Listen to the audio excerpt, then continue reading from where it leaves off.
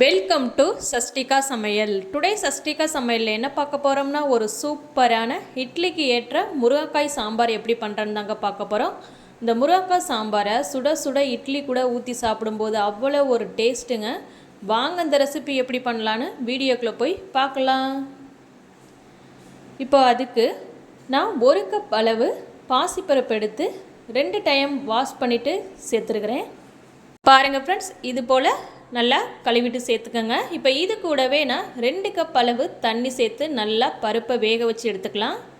பாருங்கள் ஃப்ரெண்ட்ஸ், பருப்பு நல்லா வெந்து வந்துருச்சு. இப்போ இதை ஒரு பாத்திரத்துக்கு மாற்றிக்கலாம்.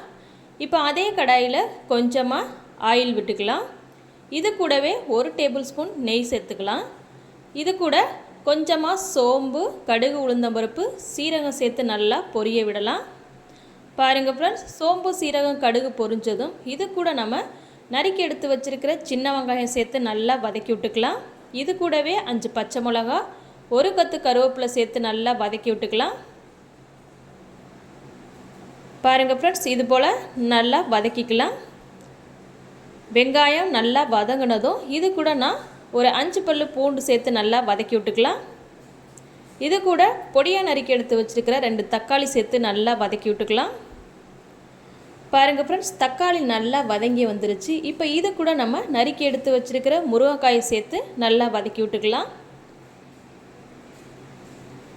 பாருங்கள் ஃப்ரெண்ட்ஸ், இது போல் 2 நிமிஷத்துக்கு நல்லா முருங்கைக்காயை வதக்கி விட்டுக்கோங்க.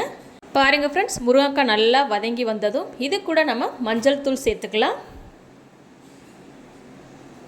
மஞ்சள் தூள் சேர்த்து நல்லா கிளறி விட்டதும் இது கூட நம்ம சாம்பாருக்கு தேவையான அளவு உப்பு சேர்த்து நல்லா கிளறி விட்டுக்கலாம். பாருங்கள் ஃப்ரெண்ட்ஸ், இதை நல்லா கிளறி விட்டாச்சு. இப்போ இது கூட நம்ம வேக வச்சு எடுத்து வச்சுருக்கிற பருப்பை சேர்த்துக்கலாம். பாருங்கள் ஃப்ரெண்ட்ஸ், இது போல் பருப்பு சேர்த்து நல்லா கிளறி விட்டுக்கலாம். பாருங்கள் ஃப்ரெண்ட்ஸ், இது போல் நல்லா கிளறி விட்டுக்கோங்க. இப்போது சாம்பாருக்கு தேவையான அளவு நம்ம தண்ணி சேர்த்துக்கலாம். நீங்கள் தேவைக்கேற்ப தண்ணி சேர்த்துக்கோங்க. பாருங்கள், தண்ணி சேர்த்தாச்சு. இப்போ இது ஒரு 15 நிமிஷத்துக்கு நல்லா வேக வச்சு எடுத்துக்கலாம். முருங்கைக்காய் நல்லா வெந்து வரணும். மூடி போட்டு மூடி வைக்கலாம். பாருங்கள் ஃப்ரெண்ட்ஸ், 15 நிமிஷம் ஆயிடுச்சு. முருங்கைக்காய் நல்லா வெந்து வற்றி வந்துருச்சு. இப்போ கடைசியாக நம்ம கொஞ்சமாக கொத்தமல்லி இலை தூவி அடுப்பை ஆஃப் பண்ணிடலாம். பாருங்கள் ஃப்ரெண்ட்ஸ், நமக்கு தேவையான சூப்பரான முருங்கைக்காய் சாம்பார் அழகாக அருமையாக ரெடியாக இருக்குது. பாருங்கள், நீங்களும் இந்த ரெசிபி கண்டிப்பாக மறக்காமல் ட்ரை பண்ணி பாருங்கள். ட்ரை பண்ணி பார்த்துட்டு டேஸ்ட் எப்படி வந்துச்சுன்னு கமெண்டில் சொல்லுங்கள் ஃப்ரெண்ட்ஸ். தேங்க்யூ.